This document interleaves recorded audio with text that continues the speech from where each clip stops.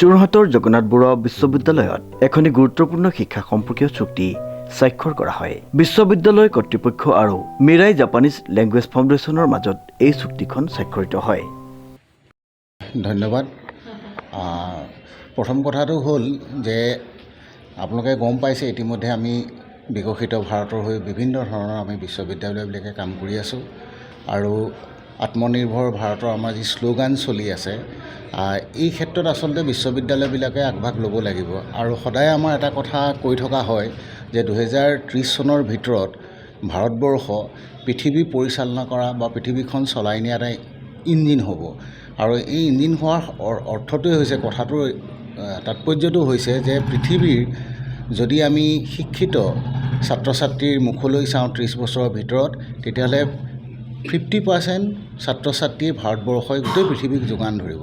গতিকে এনে এটা সন্ধিক্ষণত আমাৰ আচলতে ভাৰতবৰ্ষৰ যুৱক যুৱতীসকলৰ কাৰণে গোটেই পৃথিৱীখন চলাই নিবলৈ হ'লে পৃথিৱীখন জানিব লাগিব, বুজিব লাগিব আৰু এই পৃথিৱীখন জানি বুজি সভ্যতা সংস্কৃতিত বিভিন্ন দেশৰ মাজলৈ সোমাই গৈ তেওঁলোকক যদি আমি কিবা অৱদান আগবঢ়াব লাগে তেনেকুৱা ক্ষেত্ৰত আমাৰ ভাষা আচলতে আমাৰ জনাটো বৰ জৰুৰী আৰু এই ভাষা শিক্ষাৰ কাৰণে অসমত ইতিমধ্যে আমি গুৱাহাটী বিশ্ববিদ্যালয়ত দেখিছোঁ ইতিমধ্যে কেইবাটাও ভাষা বিশেষকৈ ৰাছিয়ান ভাষাৰ একোটা বিভাগেই আছে আমি পঢ়াৰ দিনৰ পৰাই দেখি আছোঁ। গতিকে আমাৰ উজনি অসমত তেনে এটা আচলতে ভাষা শিকাৰ ব্যৱস্থা আমি আৰম্ভ কৰিবলৈ লৈছোঁ। ইয়াত অকল কেৱল জগন্নাথ বৰুৱা বিশ্ববিদ্যালয়ৰ ছাত্ৰ ছাত্ৰী বুলিয়েই নহয় উজনি অসমৰ বা অসমৰ সমূহ ছাত্ৰ ছাত্ৰীয়ে বা বিভিন্ন পৰ্যায়ৰ ছাত্ৰ ছাত্ৰীয়ে শিক্ষিত ছাত্ৰ ছাত্ৰীয়ে ভাষা শিকিব পাৰে। প্ৰধানকৈ এই যিখন আজি চুক্তি স্বাক্ষৰিত হৈছে আমাৰ বিশ্ববিদ্যালয়ৰ লগত মেৰাই ফাউণ্ডেশ্যনৰ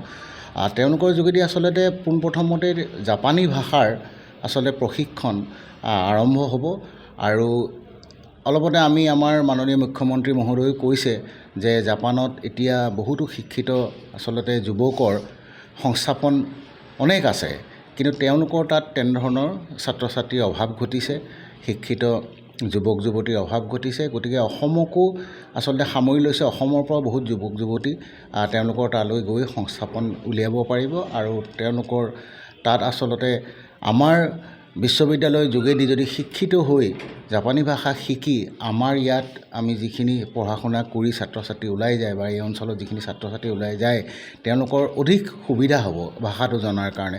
গতিকে আমি এটা প্ৰচেষ্টা হাতত লৈছোঁ, মেৰাই ফাউণ্ডেশ্যন আগবাঢ়ি আহিছে আৰু মেৰাই ফাউণ্ডেশ্যনৰ লগত এক চুক্তি হৈছে।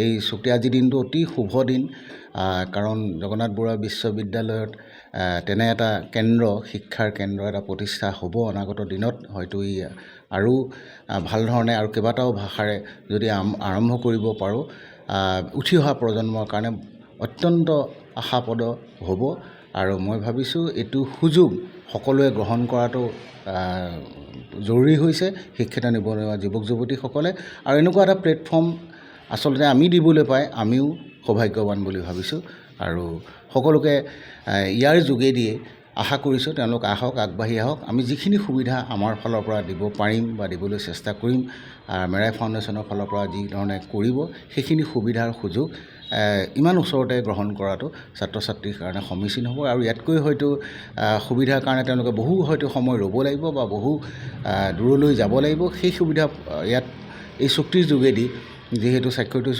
চুক্তিৰ যোগেদি ব্যৱস্থা আছে মই সেইকাৰণে আহ্বান জনাইছোঁ সকলো শিক্ষিত যুৱক যুৱতী আগবাঢ়ি আহক।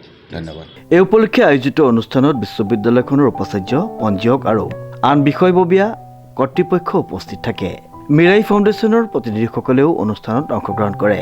প্ৰথমতে মই জগন্নাথ বৰুৱা ইউনিভাৰ্চিটিক মই তেখেতৰ মুৰব্বীসকলক ধন্যবাদ জনাইছোঁ আৰু আজি আমি যিখন MOU স্বাক্ষৰ কৰিছোঁ গুৰুত্বপূৰ্ণ MOU এখন। আমি হ'লোঁ মিৰাই জাপানিজ লাৰ্ণিং চেণ্টাৰ, আমাৰ মেইন হেড অফিচ গুৱাহাটীত আছে।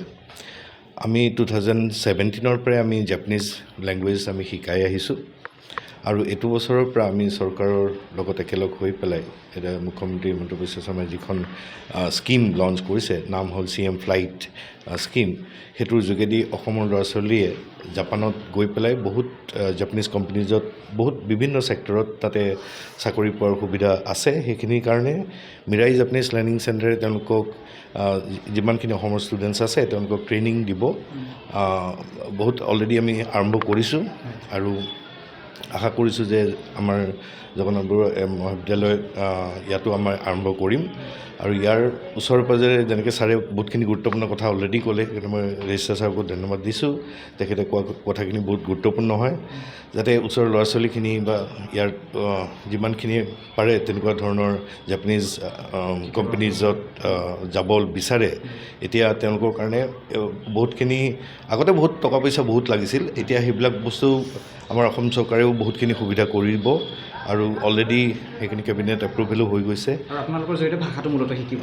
ভাষাটো শিকিব, অকল ভাষাটো শিকাই নহয়, তেওঁলোকক প্লেচমেণ্ট দিয়াত কেনেকৈ প্লেচমেণ্ট পাব পাৰে বিদেশৰ ভূমিত। আৰু লগতে বহুত কোম্পানী যেতিয়া জাপানিজ কোম্পানীজ আমাৰ অসমলৈও আহিব, ইণ্ডিয়াত আহিব, সেইবিলাক কোম্পানীজতো কেনেকৈ পাব পাৰে। ধৰি লওক নেক্সট 5 yearsত বহুত কোম্পানীজ আহি আছে, তাৰ কাৰণে এতিয়াৰ পৰাই প্ৰিপেৰেশ্যন যদি তেওঁলোকে কৰে সেই সুবিধাখিনি ডেফিনেটলি তেওঁলোকে পাব। আৰু আমি অলৰেডি যেনেকৈ আমি কৈছোঁৱেই যে বহুত বছৰৰ পৰা 7-8 বছৰ আমি শিকাই আছোঁ আৰু আমি এনেকৈ শিকাই গৈ থাকিম, তেওঁলোকক ট্ৰেইনিং দিম যাতে তেওঁলোকে বহুত ইজিলি তেওঁলোকৰ তাতে প্লেচ হ'ব পাৰে। কৰ্তৃপক্ষই জনোৱা অনুসৰি এই চুক্তিৰ জৰিয়তে বিশ্ববিদ্যালয়ৰ বহুসংখ্যক ছাত্ৰ ছাত্ৰী জাপানিজ ভাষা শিক্ষাৰ সুবিধা লাভ কৰিব। ইয়াৰ উপৰিও বিদেশত বিশেষকৈ জাপানত কৰ্ম সংস্থাপনৰ নতুন সুযোগ মুকলি হ'ব বুলি আশা প্ৰকাশ কৰা হৈছে। উল্লেখযোগ্য যে এই ভাষা শিক্ষাৰ সুবিধা কেৱল বিশ্ববিদ্যালয়ৰ ছাত্ৰ ছাত্ৰীসকলেই নহয়, বাহিৰৰ আগ্ৰহী শিক্ষাৰ্থীসকলেও গ্ৰহণ কৰিব পাৰিব বুলি জানিবলৈ দিয়ে বিশ্ববিদ্যালয় কৰ্তৃপক্ষই। প্ৰশান্ত গায়নৰ ৰিপৰ্ট, নিউজ নাও।